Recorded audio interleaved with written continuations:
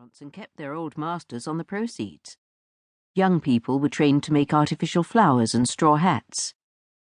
Why the émigrés continued to be loved by society was a mystery to the Mrs. Bencastles of England. The war with France was finally over, and that ogre, Napoleon, was incarcerated on Elba. But their soldiers had taken so many British lives. The poorest of the French émigrés took their superiority to the English for granted. Most never bothered to master the English language. They plumed themselves as missionaries of dress, deportment, taste, and elegance, despising their host John Bull, who lived on spleen and tea. And so, to Mrs. Bencastle, Cavendish Square was thronged with posturing popinjays. But Delphine found herself caught up in the frivolous atmosphere, the intoxicating gaiety. She moved among the booths with their fluttering ribbons, listening to the chatter and rattle of rapid French all about her. She shyly asked the price of a fan in halting French, and then shook her head in amusement at the exorbitant sum. The pert demoiselle behind the counter promptly mentioned a lower price. Delphine again shook her head.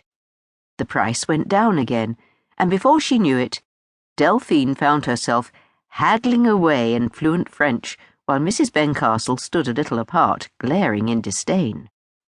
Mrs. Bencastle looked, in fact, like a female John Bull. She had a heavy, pugnacious face, and a large stomach and bosom formed into one round mass by an Apollo corset. She wore a low-crowned hat, very like a man's, its severity modified by 2 tall pheasant's tail feathers stuck in the band. She was dressed from head to foot in black. She wore, winter and summer, wool on top and flannel underneath. Delphine found that the only reassuring thing about Mrs. Bencastle was that she was always the same, grumpy and critical. There were no wild swings of mood, and Delphine could not once remember having seen Mrs. Bencastle smile. Mrs. Bencastle held her large umbrella firmly by its heavy ivory handle, which was carved in the shape of a dyspeptic duck, and wondered how soon she could get Delphine to leave. Delphine, she thought sourly, was turning more French by the minute.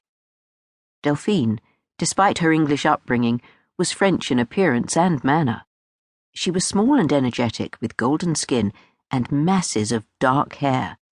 Her eyes were large and pansy brown, and slightly almond-shaped.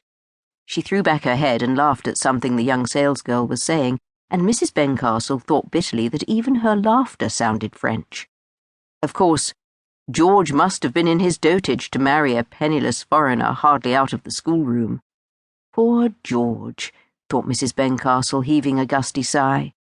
Little did he think as he lay on his deathbed that his young wife would be laughing in that sickeningly carefree way when he was hardly cold in his grave.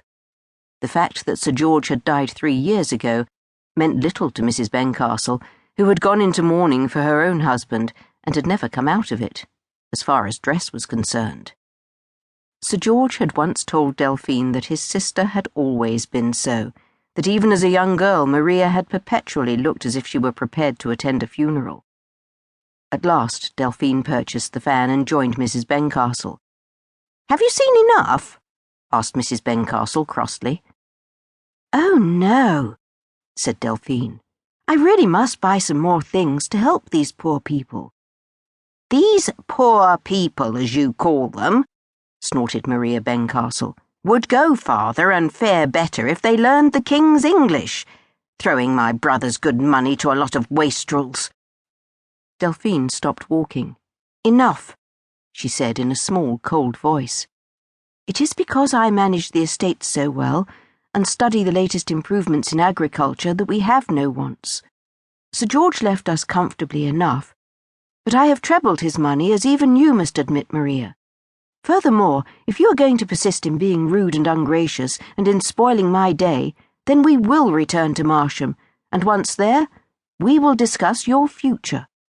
You do not need to stay with me, Maria, as well you know. I am prepared to set you up comfortably anywhere you wish." "I only said what I thought was right," mumbled Mrs. Bencastle. "Then if saying the right thing means being rude, why do you not essay to say the wrong thing once in a while?" said Delphine tartly. "You're a bore, Maria." And with that,